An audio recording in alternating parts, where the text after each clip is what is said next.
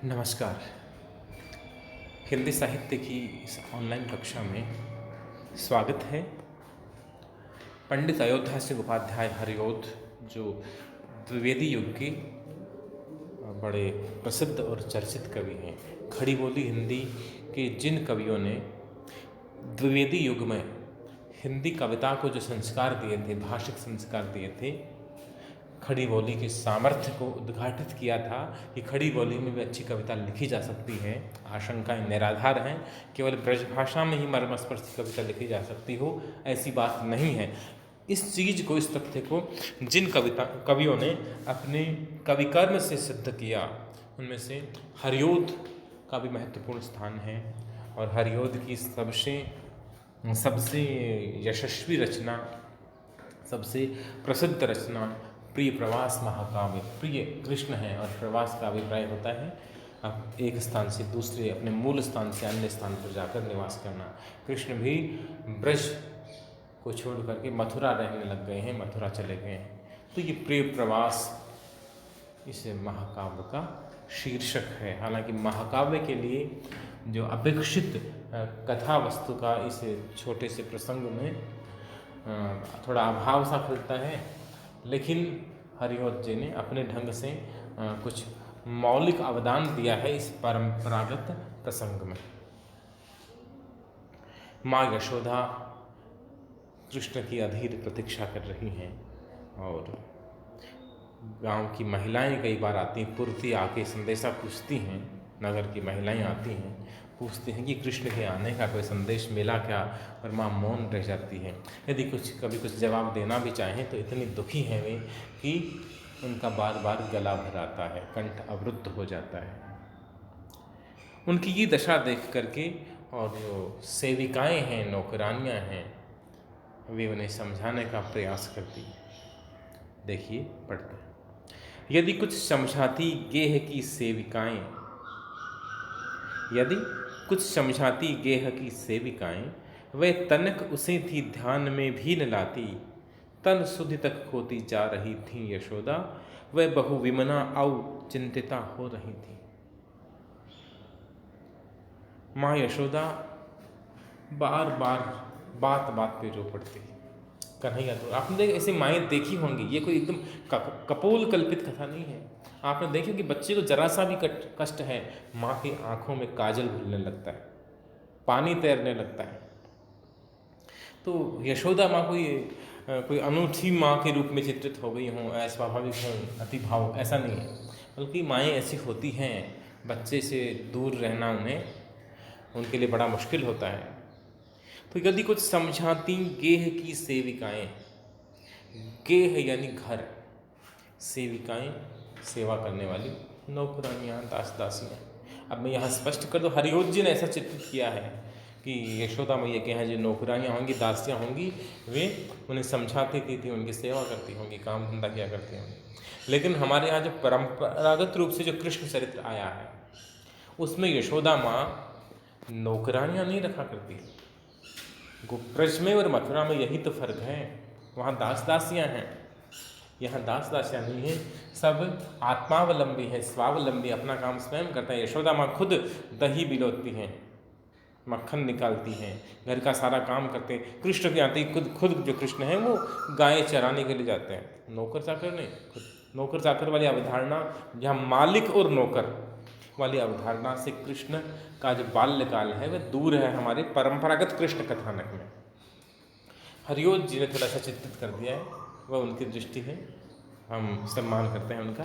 फिर भी परंपरागत रूप से कृष्ण का जो चरित्र है उसमें कम से कम उनके जो बाल्यकाल है, किशोर काल है, वहाँ तक नौकर चाकर की कोई अवधारणा है नहीं। यदि कुछ समझाती थी गेह की सेविकाएं, वह तनक उसे थी ध्यान में न लाती। सेविकाएं कुछ समझाती कि आप ऐसा मत कीजिए, आप रोने से क्या होगा, भावुक होने से क्या होगा, धैर्य धरे कृष्ण आ जाएंगे, लौट आएंगे। लेकिन माँ यशोदा माँ पे इसका कोई असर न होता था। तन सुधि, सुधि यानी याद भी होती, यहाँ है सुध बुध। तन सुधि तक खोती जा रही थी यशोदा, अपने शरीर की सुध बुध तक खोती जा रही थी। अचेतावस्था तक लगभग पहुँच रही थी। वह बहु विमना और चिंतिता हो रही थी। माँ यशोदा बहु विमना, विमन जिसका मन भिन्न दिशा में है, भिन्न स्थान पर है, अनमनी है, अन्य मनस्क संस्कृत में कहा जाता है। बहु विमना बहुत अधिक अनमनी हो रही थी, उदास हो रही थी, मन नहीं लग रहा था बिल्कुल भी। और चिंतिता हो रही थी।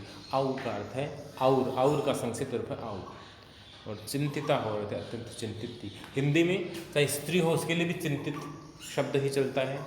संस्कृत में जरूर चिंतित का स्त्रीलिंग चिंतिता बनता है, लेकिन हरिओत जी ने संस्कृत निष्ठ हिंदी में ही प्रिय प्रवास लिखा है और छंद के नियम की वजह से भी उन्हें एक मात्रा बढ़ानी पड़ी, चिंतित के स्थान पर चिंतिता लिखना पड़ा। ऐसा प्रिय प्रवास में खूब मिलेगा। आगे पढ़ते हैं।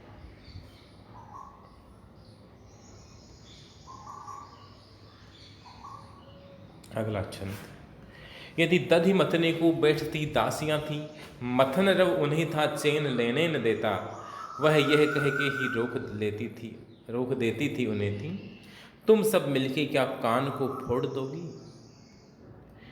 यदि दधि मथने को बैठती दासियां थी, यदि दासियां दही बिलोने के लिए बैठती, मथन रव से, रव यानी आवाज़, मथन यानी बिलोना, दही को मथने की जब आवाज़ सुनाई देती तो माँ यशोदा को वो प्रिय नहीं लगती। जब कान्हा यहाँ था, कन्हैया यहाँ था, घर में था, ब्रज में था, तब दही बिलोने का आनंद था, मक्खन निकलता और कन्हैया मांग मांग के खाता था, चुरा चुरा के खाता था। अब कान्हा नहीं तो ये दही बिलोने की आवाज़ अच्छी नहीं लगती, अप्रिय लग रही है, सुहा नहीं रही कानों को। मथन रव उन्हें था चैन लेने न देता। ये दही बिलोने का जो स्वर है, ये उमड़ घुमड़ का जो स्वर है, दही का आवाज़ है, ये अच्छी नहीं लग रही। वह यह कह के ही रोक देती उन्हें थी। यशोदा माँ है, वह दासियों को ये कह के रोक देती कि तुम सब मिलके क्या कान को फोड़ दोगे, मेरा कान फोड़ दोगे, इतने जोर से दही की बिलोते, बंद करो इसे। इस तरह से माँ यशोदा को कुछ भी ठीक नहीं लगता। ये वर्णन बड़ा मनोवैज्ञानिक है। जब व्यक्ति उदास हो, दुखी हो, तो उसे शोरगुल हो हल्ला बिल्कुल पसंद नहीं होता। बच्चे खेलते हैं, बिल्कुल नहीं सुहाते। और जब हम खुश हों तो दूसरे शोरगुल रहे थे क्या, हम खुद चिल्ला पड़ते हैं, नाचते हैं, गाते हैं। तो शोरगुल आवाज़ है, ये खुशी के अवसर पर ठीक लग सकती है, लेकिन जब उदासी हो, दुख हो, मन कहीं और हो, तब ये शोरगुल, ये आवाज़ें अच्छी नहीं लगती। माँ यशोदा की भी यही स्थिति है। दुख वश सबके धंधे से हो गए थे, गृहजन मन मारे काल को थे बिताते। हरि जननी व्यथा से मौन थी, शारिकाएं सकल सदन में ही छा गई थी उदासी। दुखवश, दुख के कारण सब धंधे से हो गए थे। मुझे लगा या तो मुद्रण संबंधी ये त्रुटि हो सकती है, अंधे हो सकता है, ये धंधे लिखा है। दुखवश सब धंधे से हो गए थे, सारे जो धंधे हैं वो खो गए थे, किसी भी काम में किसी का मन नहीं लग रहा था, सब लोग दुखी थे। गृहजन मन मारे काल को थे बिताते, कोई भी काम धंधा नहीं कर पा रहा था ठीक से, कृष्ण के वियोग में दुखी है, काम में मन नहीं लगता था। गृहजन मन मारे काल को थे बिताते, मन मार करके समय बिता रहे थे, काल समय, मन मार के दिन काट रहे थे। हरि जननी व्यथा से, हरि कृष्ण, और कृष्ण की जननी, कृष्ण की माँ यशोदा। हरि जननी व्यथा सामासिक पदावली है, कृष्ण की माँ की व्यथा से तत्पुरुष समास। हरि जननी व्यथा से मौन थी शारिकाएं, शारिका मैना पक्षी होता है घरों में, राजस्थान में घुरसली कहा जाता है अपने शेखावटी में। हरि जननी व्यथा से मौन थी शारिकाएं, शारिकाएं जो पक्षी हैं वे मौन हो गई थी माँ की व्यथा से, अब उन्होंने बोलना बंद कर दिया था, वे भी दुखी हो गई थी। सकल सदन में ही छा गई थी उदासी, सकल यानी सारे, सदन यानी घर, समूचे घर में ही उदासी छा गई थी, पूरा घर ही उदास उदास लगता था, कुछ भी ठीक नहीं लगता था। यहाँ तक कि पशु पक्षी भी, घर में पाली हुई मैनाएं भी उदास हैं, कृष्ण के बिना माँ के दुख से ये पशु पक्षी भी दुखी होने लगे। प्रतिदिन कितने ही देवता थी मनाती, बहु यजन कराती विप्र के वृंद से थी। नित घर पर नाना ज्योतिषी थी बुलाती, निज प्रिय सुत आना पूछने को यशोदा। प्रतिदिन कितने ही देवता थी मनाती, ये भी होता है। हम अपने प्रिय की अनिष्ट मुक्ति के लिए, उसे कष्टों से मुक्त रखने के लिए और अपनी मनोकामना की पूर्ति के लिए देवताओं से, अपने इष्टदेव से प्रार्थना करते हैं। माँ यशोदा भी यही करती। प्रतिदिन कितने ही देवता थी, मतलब कितने ही देवताओं से प्रार्थना किया करती थी कि मेरा बेटा सकुशल घर लौट आए। बहु यजन कराती, यजन यानी यज्ञ, अनेक यज्ञ कराती थी। विप्र के वृंद से थी, विप्र यानी ब्राह्मण और वृंद यानी समूह। ब्राह्मणों के समूह आते, दल के दल आते, झुंड के झुंड आते और विभिन्न प्रकार के अनुष्ठान करते थे जिससे कि कन्हैया वापस लौट आए। विश्वास है, धार्मिक विश्वास है। नित घर पर नाना ज्योतिषी थी बुलाती, और जो ज्योतिषी हैं, भविष्यवाणी करने वाले हैं, भविष्य वक्ता हैं, उन्हें भी बुलाती थी। रोजाना ही नाना प्रकार के, विभिन्न प्रकार के ज्योतिषी घर पे आया करते थे।